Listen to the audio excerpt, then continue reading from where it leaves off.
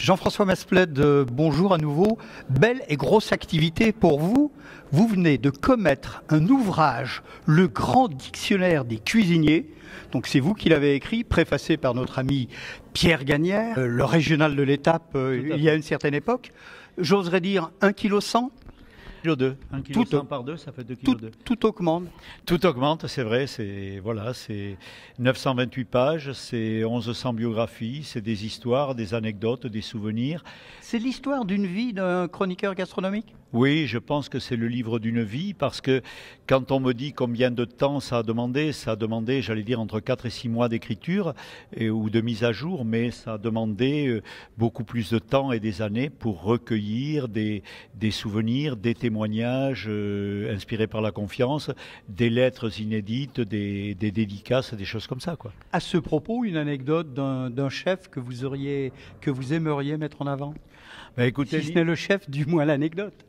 Disons que ce qui m'a intéressé, c'est que par exemple Anne-Sophie Pic, avec qui on avait écrit un livre à une époque qui s'appelait Au nom du père et qui a eu le prix du meilleur livre de cuisine du monde, m'a raconté les liens affectifs avec son père.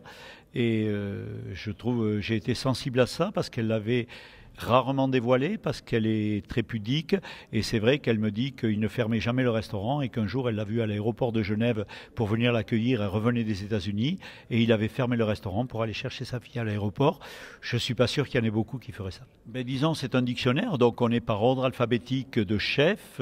Chaque lettre s'ouvre sur le portrait d'un chef, une photo noir et blanc d'un chef, et ensuite entre chaque lettre on a, j'allais dire, des chapitres particuliers qui situent l'histoire. C'est-à-dire, on va avoir A comme Frédéric Anton, et derrière, on va avoir un chapitre... B comme Paul Bocuse, ça je l'attendais, celle-là. Et C comme Chapelle, et on va avoir une lettre Et B A. comme Blanc aussi. Oui, non, mais là, c'est Bocuse, mais Blanc est bien sûr dans ce dictionnaire.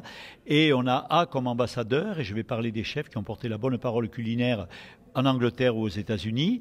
Après, on va avoir B comme Bocuse d'Or, C comme Concours, G comme Guide Michelin, L comme Lyon, capitale de la gastronomie, et même T comme Titanic. Et j'ai reconstitué la brigade du Titanic en trouvant les dates et lieux de naissance des cuisiniers qui malheureusement ont péri dans le naufrage. 2,2 kg, combien de pages ? 928 pages. Où peut-on le trouver et à quel prix ? Écoutez, il est à 54,50 € à l'unité. On le trouve dans certaines librairies de Lyon et surtout en allant sur le site www.dictionnaire-d-cuisinier.com. Simple ? Simple, comme la cuisine en fait. Ça nous donne envie de manger quoi, là, Jean-François, maintenant, ce guide où l'on parle beaucoup de cuisine et de gastronomie ? Écoutez, comme j'ai P comme palais de l'Élysée, je raconte l'histoire d'une certaine soupe qui a pris le nom d'un président de la République, la soupe aux truffes VGE. Ça me donne envie de manger une soupe aux truffes VGE. Et vous buvez cette soupe VGE avec quel vin ? À mon avis, je pense qu'on prendra un petit vin blanc et j'avoue qu'un Côte de Provence de Châteauroubine ne serait pas mal ou un vin blanc de la vallée du Rhône vinifié par Jean-Luc Colombo. Vous parlez de l'Élysée, vous parlez de notre ami Gomez ? Bien sûr, je raconte un petit peu le parcours de Guillaume Gomez, je raconte le parcours de tous les grands chefs de l'Élysée.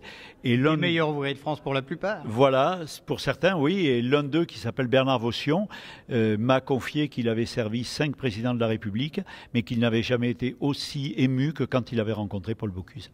Donc on y revient finalement. Jean-François Mesplède, merci. On le rappelle, le grand dictionnaire des cuisiniers par Jean-François Mesplède, préface de Pierre Gagnère, aux éditions Pages d'écriture. On vous a donné l'adresse du site internet. Que dire d'autre ? Bon appétit et large soif. Merci. Et à Lyon, vous le savez très bien, au travail, on fait ce qu'on peut. Et à table ? On se force et il y a la lettre d'Édouard Herriot qui raconte ça, elle est dans le livre. Merci Jean-François Mesplède.